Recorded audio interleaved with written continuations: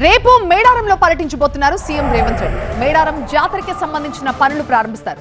మరోవైపు అమ్మవార్ల సాక్షిగా సీఎం రేవంత్ ప్రజలకిచ్చిన హామీలు ఏమయ్యాయంటూ ప్రశ్నిస్తోంది బీఆర్ఎస్.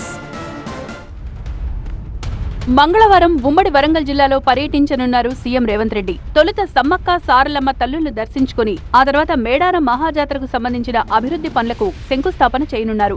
గద్దెల మార్పుపై ఫైనల్ డిజైన్ విడుదల చేయనున్నారు ముఖ్యమంత్రి. ముఖ్యమంత్రి పర్యటన నేపథ్యంలో ఏర్పాట్లను పరిశీలించారు మంత్రి సీతక్క. పలు శాఖల అధికారులతో సమీక్షా సమావేశం నిర్వహించారు. సీఎం పర్యటనలో ఎలాంటి లోటుపాట్లు లేకుండా చూడాలని ఆదేశాలు జారీ చేశారు. పర్యటన సజావుగా సాగేలా భద్రత, రవాణా, ఇతర ఏర్పాట్లను పకడ్బందీగా చేపట్టాలని సూచించారు. కానీ అన్నిటికంటే ఇంపార్టెంట్ ఇప్పుడు మనకు గుడి నిర్మాణం. కాబట్టి గుడి నిర్మాణంలో అందరు అధికారులు వారి వారి పాత్రను పోషిస్తే ఖచ్చితంగా మనం అందరం చెప్పుకోవడానికి కూడా మనకు ఒక గొప్ప ఫీలింగ్ ఉంటుంది. మేమున్నప్పుడు ఈ దేవాలయాన్ని నిర్మించడం జరిగింది.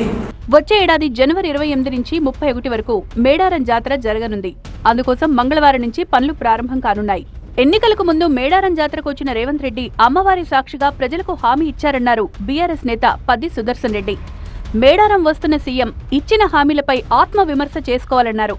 మేడారం జాతరకు గోదావరి జలాలను జంపన్న వాగు ద్వారా ఇవ్వాలన్నారు బీఆర్ఎస్ నేతలు. రేపు మీరు మేడారం సమ్మక్క సారలమ్మ తల్లుల దగ్గరికి వస్తున్నారు.